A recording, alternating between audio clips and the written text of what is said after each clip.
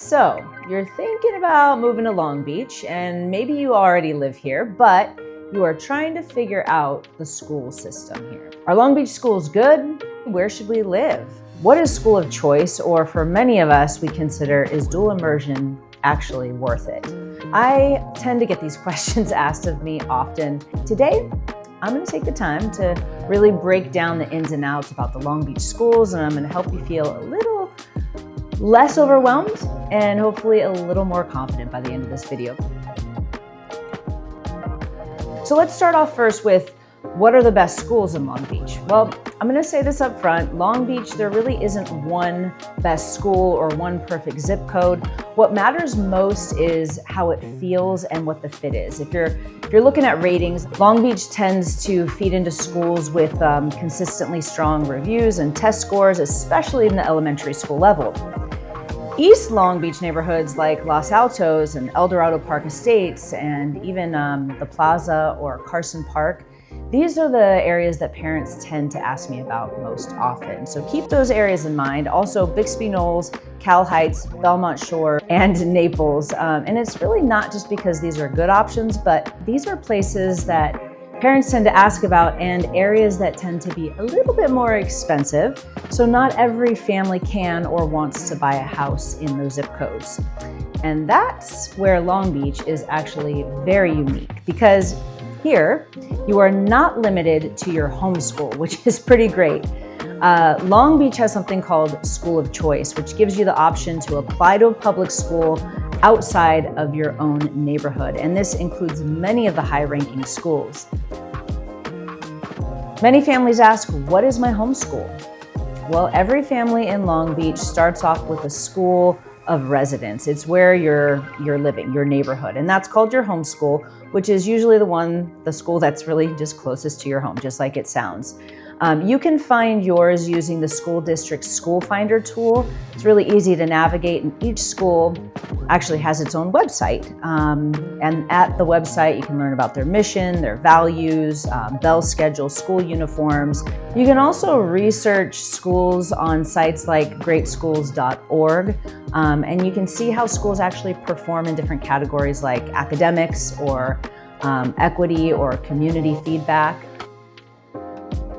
So once you know your homeschool, the next step is to really understand School of Choice and how that actually works. School of Choice, or for short, we'll call it SOC. The program comes in, and it's something that every parent should know about, is that it's not just automatic. It's not guaranteed. Just because you apply to go to a different school doesn't mean you're going to get into. It depends on space, it depends on priorities, it depends on even the specific programs that are offered and how popular those programs are. But it does give families the opportunity to apply to public schools outside of the neighborhood zone. It can be a real game changer, especially if your neighborhood school isn't the right fit for you and your family, or if there's a specific program that you're really excited about that you want to get your kid into. I'll go ahead and share our own dual immersion experience in a bit, including what really surprised me most as a parent. But before I get into that, the application, just want to tell you, it happens once a year through Parent View and on the LBUSD website.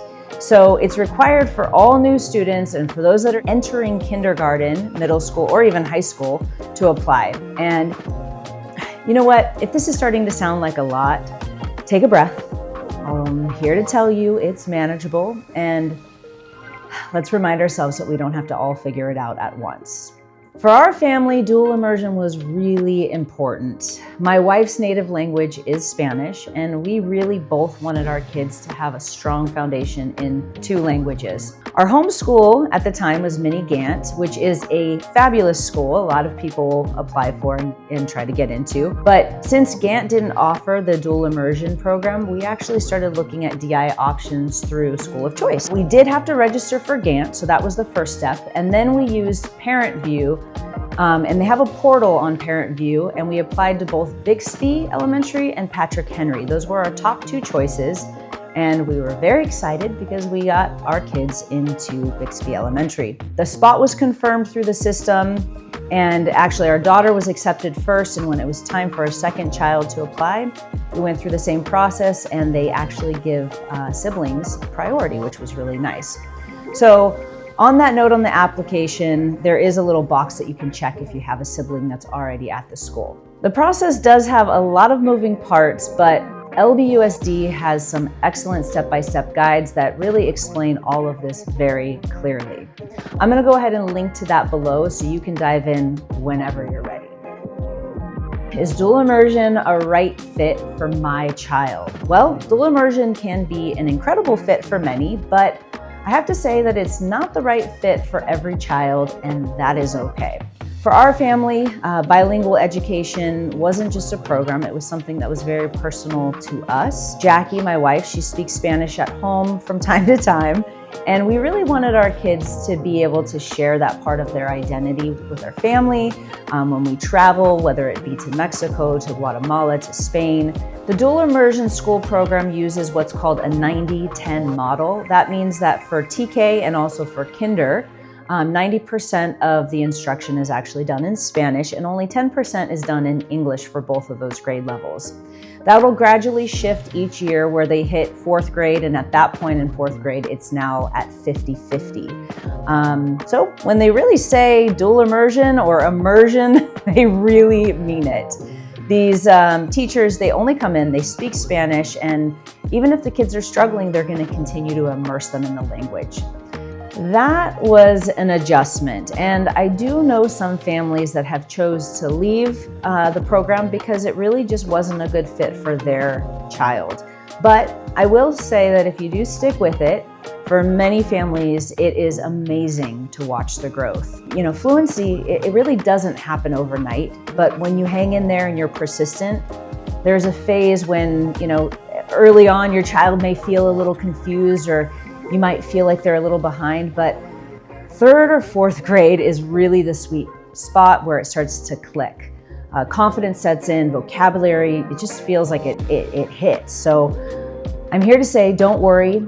Even if you're not fluent in Spanish yourself, you don't have to be.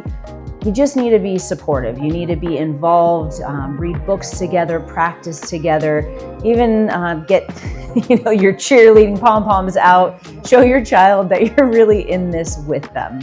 I will say at this point, one of the biggest surprises for me was the role reversal, where my kids now correct my Spanish at home and also when we travel. They're proud and they really take a lot of pride in their learning, and what we've found is there's some great resources that help, like Parents University. The school offers family nights, they offer different parent networks, and these are all offered at most of the dual immersion schools in the city. Every child's journey is different, but again, I'm here to say that you're not alone in it. Homework does take a little longer. Common Core math is actually taught in Spanish, and that's something that I couldn't help with easily. My wife, Jackie, because she speaks Spanish, we were in a little bit better of a spot. But for families that come in that don't know any Spanish whatsoever, I'm here to say that it is 100% worth it. If you're considering dual immersion and you want somebody to talk to, please message me. I am always happy to be a resource. I'm happy to share more about our journey. I'm here to help. One other thing to think about is, how should I evaluate a school beyond test scores? Websites like greatschools.org, they're really helpful for research. They offer test scores, parent reviews, information about school demographics, but I'm here to tell you that they don't tell you everything. In fact, they don't capture what it's like to be at the school.